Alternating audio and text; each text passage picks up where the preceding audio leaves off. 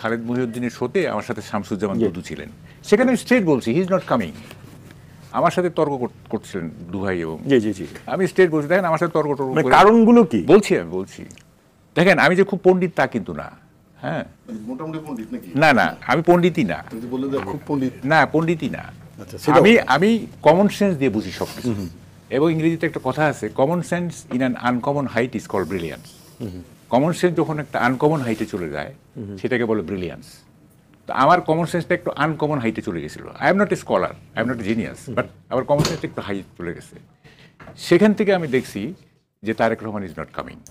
এবং আমার প্রথম খটকাটা লাগছে 5ই আগস্টের 2-3 দিন পরেই, কারণ আই এক্সপেক্টেড যে 16 বছর পরে, 16 বছর যে দলটা আন্দোলন করলো, এত রক্তক্ষয় এত, সেই দলটার প্রধান নেতা উনি তো নেক্সট অ্যাভেলেবল ফ্লাইট ধরে আপনার সেলিব্রেশনে যোগ দিবেন।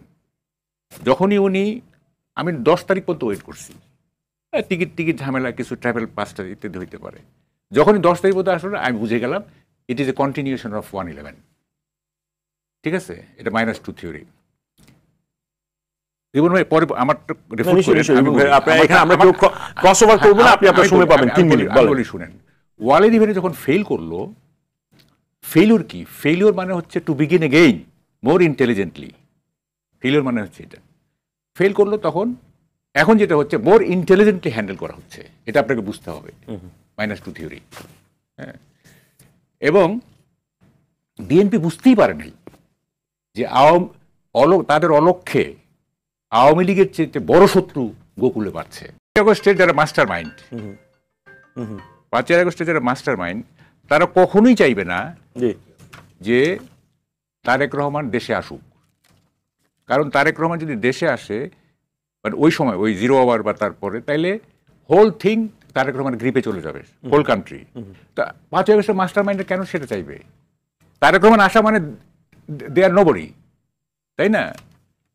তো ফলে তারা ওটা চায় নাই যে সে আসুক।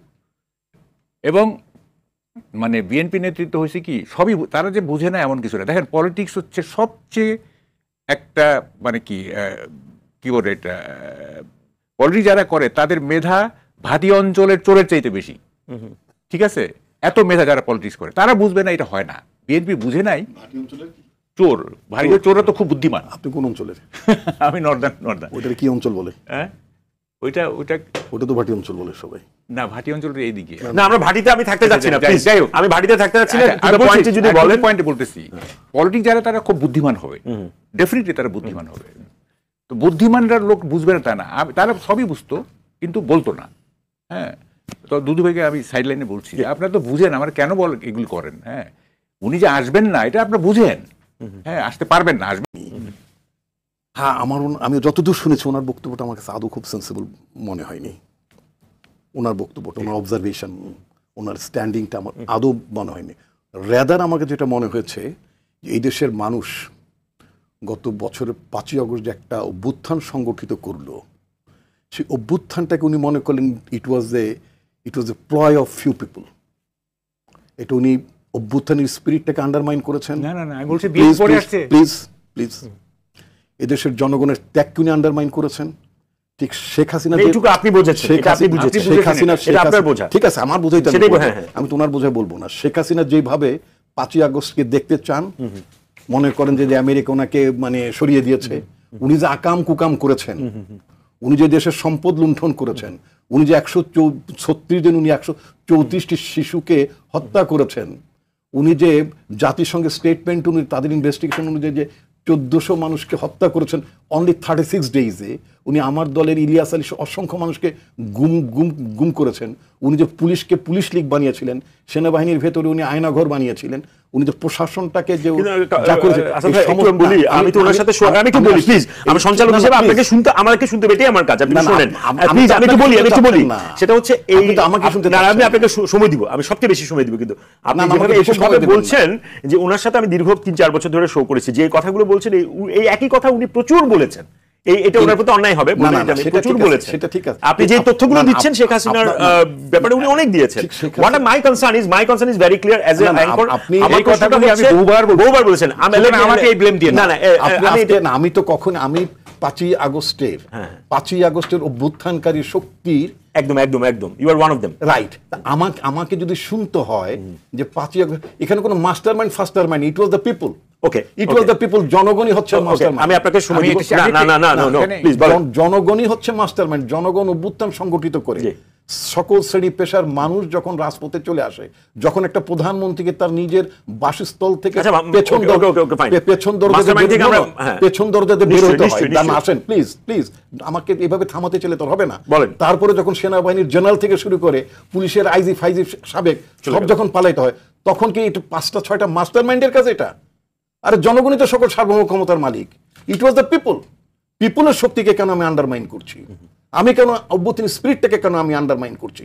যে দেশের বিচারপতি পালায়, যে দেশের ভিসি পালায়, যে দেশের এসপি পালায়, মসজিদ ইমাম পালায়, কেন পালায়? কেন পালাতে হয়? কেন পালিয়ে থাকতে হয়? যারা বলেছিল যে পালায় না, আমরা তো বহু আগে ওয়ার্ন করেছি পালাতে হবে, বলেছি না তোমাদেরকে পালাতে হবে, তখন কি ব্যঙ্গ করে বলছেন শেখের বেটি পালায় না, অমুকের বেটি পালায় না, কত কিছু বলছে না, ফখরুল তোমার বাড়িতে যাব আমাকে থাকতে দেবে, কত ডায়লগ শুনেছি। তার মানে কি পিপলের যে একটা ইনহেরেন্ট যে পাওয়ার, জনগণের যে শক্তি, জনগণের শক্তির প্রতি তাদের ভরসাই। I am coming to the point because আমি যখন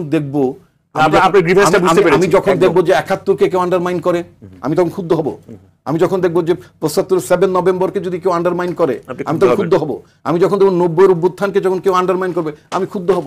একইভাবে আমার দেখার জীবনের এই কতগুলো বড় কথা, আমি তো ব্রিটিশ বিদ্রোহ দেখি নাই, সোজা কথা। আমি তো বাহাদুর শাহ মানে ভারত একটা দেখি নাই, আমি তো দেখেছি। এই জন্য আমি বলতে চাই যে ইট ওয়াজ দ্য পিপল।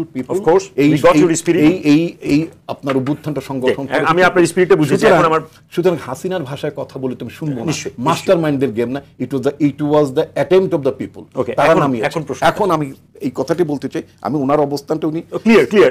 এখন let's come to the point. এখন বলেন আপনি আমার, এটা হচ্ছে উনি যেটি বলেছেন একক নিয়ন্ত্রণাধীন নয়, মানে ওই জায়গাতে আমি প্রথম থেকে যদি বলি, মানে ওনার দেশে আসার ব্যাপারে পার্টির পক্ষ থেকে 2 ধরনের বক্তব্য ছিল। মনে রাখতে হবে পার্টির প্রধানও যিনি হন তাকেও কিন্তু পার্টির সিদ্ধান্তকে করতে হয়। এটা আমি আপনাকে মানে উইথ অথরিটি বলছি। আচ্ছা, এক পর্যায়ে আলাপ হচ্ছিল মানে তারেক সাহেবের ব্যাপারে, উনি তখনই দেশে ফেরত আসতে চাইলেন। একটা পর্যায়ে যখন আমি পার্টির মুখপাত্র ছিলাম, তখন ক্যাটেগরিক্যালি ম্যাডাম আমাকে বলেছেন ডোন্ট এনকারেজ হিম। আমি তো তোমার পার্টির স্পোক্স পারসন। আমার সাথে তখন নিয়মিত, মানে তখন তুমি আর অ্যাক্টিং চেয়ারম্যান ছিলেন না, তখন তুমি সিনিয়র ভাইস চেয়ারম্যান। তা আই হ্যাড মানে কনভারসেশন বিভিন্ন কনভারসেশন হতো। তুমি আমাকে বলে don't encourage him to come, তাকে এভাবে করবো না, ও নিরাপত্তার সমস্যা আছে। আচ্ছা, ব্রিটিশ সিটিজেনশিপ নিয়ে কোনো অর্বাচীন কথাবার্তা বলে যে ওনার সিটিজেনশিপ আছে। আমার পার্সোনালি আমার wife she is a British সিটিজেনশিপের ব্যাপারে আমি খুব ভালো দেশের আইন কানুন জানি, but at the same time বলে রাখি I never apply for any কি বলে, মানে এটা ক্লিয়ার রাখা ভালো।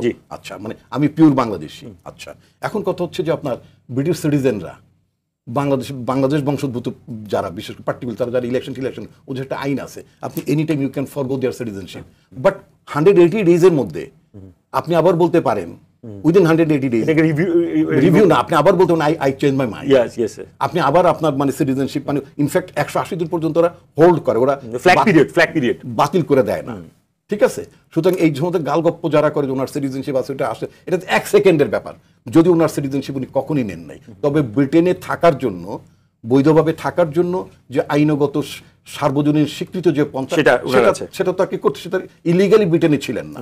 আর ওটা, এবং যেহেতু 5ই আগস্টের পরে যেহেতু পট পরিবর্তন হয়ে গেছে, উনি ট্রাভেল ডকুমেন্ট মানে এক্সিট পাস পরিস্থিতি যদি ওনার অনুকূলে থাকতো, উনার এটা আসলে এগুলো কোনো ফ্যাক্টর না। আমরা আমাদের পার্টি থেকে বরং এট ওয়ান স্টেজ বলা ছিল যে উনি যেন মুভ না করেন। তাহলে এই সংখ্যাটা আপনারা কেন করছি?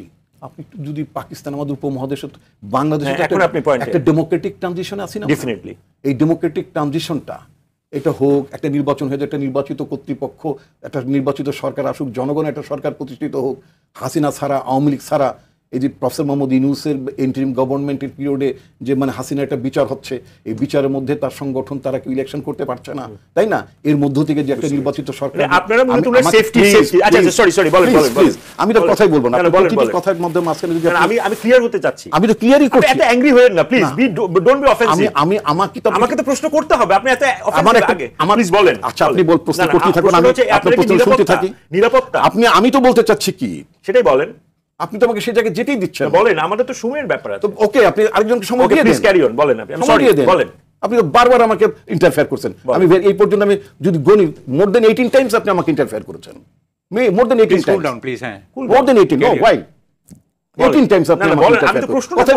প্রশ্ন করবেন একটা কথা, ঠিক কথা বলবেন। আপনি একজন সঞ্চালক তো তাই করবে রিপন ভাই। আমি তো জানি, আমি না ডোন্ট বি, আপনি অফেন্সিভ হয়ে যাচ্ছেন, আমি আপনাকে থামাচ্ছি। না ঠিক আছে, সরি, নো বলেন, এটা ঠিক না। আমি যখন বলছি আপনি তখন আরেক জায়গায় আপনি আমাকে নিরাপত্তার জায়গাটাই তো আপনি বলছেন। আমি কি বলছি এটা আমার কাছে শুনেন আপনি। বলেন। আপনি যদি নিজে অ্যাজিউম করেন, আমি তো ক্ল্যারিফাই করতে চাচ্ছি, আপনি যদি অ্যাজিউম করেন তাহলে তো আমাকে বলেন না, আপনি অ্যাজিউম করে বলে দেন যে আমি এটা বলতে চেয়েছি। আচ্ছা বলেন। In fact it was not. আচ্ছা, তো আমি তো আপনি আসলে এনভায়রনমেন্ট, সরি বলেন, আমি সরি, আপনি এনভায়রনমেন্ট রাখছেন না, প্লিজ আপনি আরেকজনকে দিয়ে দেন। করেছি আপনাকে, আপনি আরেকজনকে দিয়ে দেন, আপনি এনভায়রনমেন্ট রাখছেন না রিপন ভাই। আমি প্রশ্ন না, আপনি এনভায়রনমেন্ট রাখেননি, প্লিজ। আমি আপনাকে নো আপনি ভাই, আমি তো জানতে চাই, আপনি যদি তো এই অনুষ্ঠান শো হওয়ার পর আপনি তাকাবেন আপনার নিজের দিকে। না আমি তো এটা তো আপনি ব্যক্তিগত আক্রমণ করেন না। না আপনি আমার সাথে শো করেছেন। করেছি, কিন্তু I never found you like this. না আমি তো আপনাকে প্রশ্ন করছি নিরাপত্তার জায়গাটা। আপনি আমার কথাই বলতে দিচ্ছেন, আপনি আমার কথা বলার ওনাকে, আপনি আমার কথা বলার মাঝখানে আমি ওনাকে কুড ইউ নো, আপনি তাকে কিভাবে চিনতেন সেটার বর্ণনা আপনি আমাকে দিলেন। ফাইন, এটা আপনি বলতেই পারেন। আমি কোন সাথে শো করিনি আগে, আমি তো করেছি। আচ্ছা বলেন, আমি থামলাম, আপনি বলেন। You are my one of my beloved fellow, you are my beloved fellow, আপনি বলেন। আমি কিন্তু আজকের মতো আপনাকে এরকম ইন্টারফারেন্স এইভাবে এরকম ডেটারেন্ট ওয়েটা আমি আপনাকে কখনো দেখিনি। আচ্ছা বলেন। এটা আমি দুঃখিত, আমি বলেন। বিধ্বংসী পন্থায় আপনি আমাকে, আমি তো বললাম যে you are my beloved fellow, এখন বলেন। আজকে আপনি আমাকে বিদগ্ধ কায়দায় আপনি আমাকে অ্যাটাক করেছেন। আচ্ছা হাসছেন, বলেন। আমি তো বললামই, নট ফেয়ার, বলেন। আমি বললামই তো আপনাকে, অন রেকর্ডই বললাম you are my beloved fellow, এখন বলেন। You know that. আপনার উপস্থাপনা আমি এনজয় করি, আপনি জানেন। বলেন। আপনার সাথে আমি একবার দুবার করছি, কিন্তু আজকে আমি বুঝলাম না কেন আপনি আমাকে কথাই বলতে দিচ্ছিলেন না, চাচ্ছিলেন না, অথবা আমি আপনার মতন করে বলছিলাম না, সেটা একটা কারণ হতে পারে। হোয়াট এভার, মিনওয়াইল আমাদের অনেকগুলো সময় নষ্ট হয়ে গেছে। আমি যেটা বলতে চেয়েছি, পার্টির তরফ থেকে আমাদের ওনার প্রতি একটা অ্যাডভাইস ছিল যাতে উনি না আসেন। ট্রানজিশনের পিরিয়ডের কথা বলেছে, একটা ডেমোক্রেটিক ট্রানজিশন চলছে, বাংলাদেশের একটা ডেমোক্রেটিক ট্রানজিশনে রাইটলি ঢুকুক, এটা এখানে নানা মহলই চায় না। আমি কিন্তু এই সরকারের কথা বলছি না, সার্টিনলি আমি সরকার বা কুশীল বোনার ভাষায় কোনো মাস্টার মাইন্ডের কথা বলছি না। বাংলাদেশের মতন দেশগুলোতে, ইন্ডিয়ার মতো একটা নেবারিং কান্ট্রি আছে না, তার প্রতিনিয়ত আমার দেশের বিরুদ্ধে কথা বলছে, প্রতিনিয়ত আমার দেশের ডেমোক্রেটিক ট্রানজিশনের কথা বলছে। তারা কি চাইবে, আমার শত্রুরা চাইবে কিনা, বা যারা আমার মিত্র না, আমি যদি অন্যভাবে যদি বলি, যারা বাংলাদেশের প্রগ্রেস দেখতে চায় না, ডেমোক্রেসি দেখতে চায় না, একটা ডেমোক্রেটিক গভর্নেন্স দেখতে যারা চায় না, তারা কি চাইবে যে হাসিনা মুক্ত বাংলাদেশে, হাসিনার বাইরে একটা গভর্নমেন্ট স্ট্যাবল হোক, একটা গভর্নমেন্ট ফিক্স হয়ে যাক এখানে? তারা তো চাইবে যে সবসময় একটা তাইরিনের অবস্থার মধ্যে, ধানায় পানের মধ্যে অবস্থা থাকুক। এটা তো একটা ব্যবস্থা আছে, এটা তো ব্যাপার আছে। আর মানে আপনার নিরাপত্তা বিশ্লেষক সাহেব উনি যেটা বলেছেন, এক্স্যাক্টলি জিয়া সাহেব, তাই? আচ্ছা, উনি যেটা বলেছেন, ওনার ওই পয়েন্টে আমি ওনার সাথে ভেরি মাচ একমত। একটা বিদেশে মানে বাংলাদেশে সেই এখন তো একটা ইন্টারিম গভর্নমেন্ট, এই ইন্টারিম গভর্নমেন্টের অবশ্যই রাইটফুল মানে ডিউটি, সেটা হচ্ছে কি, দেশের প্রধান দায়িত্ব সম্ভাব্য যারা আগামীতে দায়িত্ব নিতে পারে তাদেরকে গোয়েন্দা তথ্য সরবরাহ করা। মার্কিন যুক্তরাষ্ট্রে যারা নির্বাচনে দায়িত্ব নেন না, বাট নির্বাচিত হয়ে যান, তখন কিন্তু ইন্টেলিজেন্স রিপোর্ট শেয়ার করে তারা। এখন যদি এই দেশের ইন্টেলিজেন্স এজেন্সিজ তারা যদি বলে, তারেক সাহেবকে যদি জানায় যে আমরা ঠিক স্টিল আমরা আপনার সিকিউরিটি নিয়ে কনসার্ন আছি বা কোনো ঝামেলা আছে, বলতেই পারেন, এবং সেটা আমাদের মাথায় নিতে হয়, পার্টিকে নিতে হয়, আমাদের পার্টিকেও নিতে হয়। তো সুতরাং এই ব্যাপারটা, এবং এরপর তো গভর্নমেন্টও বলতে পারে, এজেন্সি বলতে পারে, ইয়েস আমরা তো তাকে অ্যালার্ট করেছিলাম, আমরা তো তাকে জানিয়েছিলাম, this is our document. Despite that উনি এটা ভায়োলেট করে অথবা উনি এটা ইগনোর করে উনি দেশে এসেছিলেন। আমরা কি বেনজির ভুট্টোর কাহিনী জানি না? বেনজির ভুট্টো পাকিস্তানে যখন নির্বাচনের প্রস্তুতি নিতে আসলেন, যখন তিনি ক্যাম্পেইনের মধ্যে ছিলেন, সেই ক্যাম্পেইনে থাকা অবস্থায় কি বেনজির ভুট্টো অ্যাসাসিনেটেড হয়নি? হয়েছে তো, বিকজ অ্যাট দ্যাট টাইম বেনজির ভুট্টো এবং আসিফ জারদারি এক জিনিস না। বেনজির ভুট্টোকে রিপ্লেস করেছিল আসিফ জারদারি, তারই হাজব্যান্ড। আসিফ জারদারিকে যেভাবে নাড়ানো যায়, হেলানো যায়, কথা শোনানো যায়, যেটা বেনজির ভুট্টোকে হয়তো করা যেত না। সুতরাং বাংলাদেশে আমরা তো নিঃসন্দেহে, আমি বারবার বলতে চাই, আমরা একটা ট্রানজিশনের মধ্যে আছি। এই মুহূর্তে কোন ছেলে চায় না যে এমনি একটি পরিস্থিতিতে তার মায়ের কপালে হাত স্পর্শ করতে পারবে না, কে না চায়, তাই না? তার যে কষ্টটা, তারেক রহমানের যে কষ্টটা, মানে আমাদের ম্যাডামে তার একটি সন্তান মানে তার অ্যাবসেন্সে মানে মারা গেল, তিনি দেখতে পারলেন। এগেইন আমাকে একটা কথা তিনি বলেছিলেন যে লোক কোকোর মৃত্যুটাকে আমি স্বাভাবিকভাবে দেখছি না, উনি বলেছেন। আমি চাই না মানে উনি তো তারেক রহমানের ডাক নামে বলছেন, আমি চাই না মানে ওর কোনো ক্ষতি হোক, don't encourage him to come back, ওকে এই সমস্ত ব্যাপারে কিছু বলবো না, আমি তো আছি, হ্যাঁ আমি দেখবো, আমি বলবো। আচ্ছা, এখন কথা হচ্ছে আমি বুঝি যে তারেক রহমান